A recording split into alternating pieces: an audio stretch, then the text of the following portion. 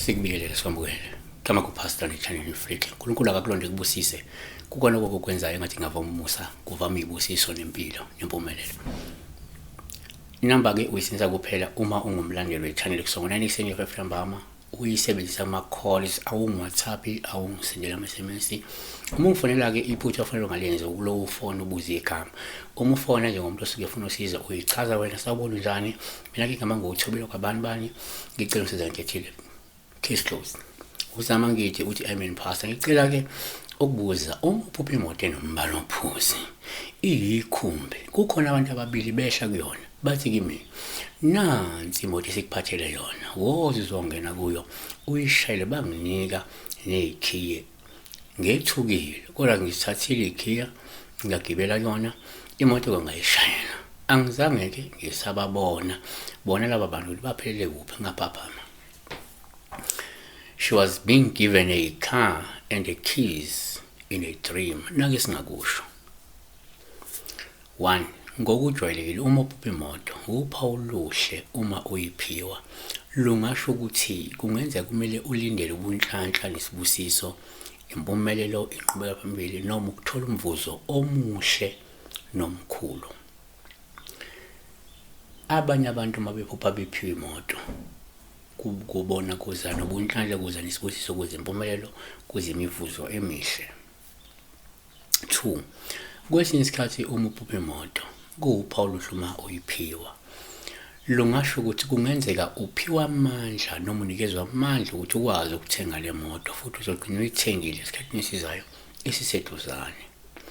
Wayesisho nje ngoba abanye abantu uma bephiwa imoto, kuyenzeka bese kuthi kuleso sikhathi leso ethule eseba nomdlandla namandla nogqozi lokuthenga nje imoto egcine eyithengile vele. 3. Kuyenzeka uma uphupha imoto, uphawu oluhle uma uyithenga, osuke lusho ukuthi kungenzeka uzobusiswa ngemoto kungekudala. Abanye abantu bephiwa imoto kanti vele uzothi ethi mhlawumbe umelaphi, mhlawumbe ungumfundisi, kuqhamuka umuntu embonge ngemoto. Mhlawumbe umuntu wesifazane uthola nendoda enemali ivele ikuthengele imoto. Mhlawumbe uyindoda esebenza kanzima, uyabhedela qhamuka unkosikazi ekuthengele imoto. Yabona, omunye umuntu sekungukuthi vele uzoyithola imoto kodwa ivela njengesipho komunye umuntu noma kwabanye abantu. 4. Ngokwesintu-ke uma uphupha imoto, kuba uphawu oluhle uma uyiphiwa. Lungasho ukuthi kungenzeka kukhona ey'dalweni zakho ababenazo iy'moto.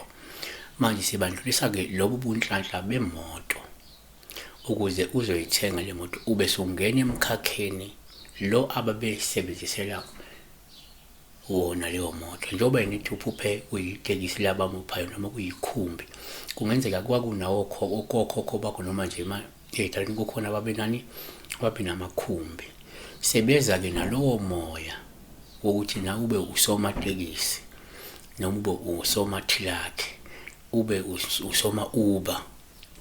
Yabona, sebazokupha lowo moya, lawo mandla ukuthi nawe uthenge le moto bese ungena kulo mkhakha wamatekisi noma uthenga le truck ungena emkhakheni wama-truck. Yabo, futhi ingoba kuney'dalo ezazisebenza kulowo mkhakha, sikupha lawo mandla naleso sibusiso ukuze uzongena kulo mkhakha ababekuwo labantu.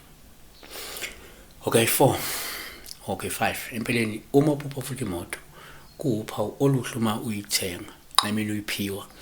Lungavela ngoba kungenzeka uzobusiswa ngamathuba amahle noma ngomklamo ozokwenzela inzuzo. Omunye umuntu uphupha bemupha imoto kanti kukhona iposition angahle ayithole eshintsha impilo yakhe.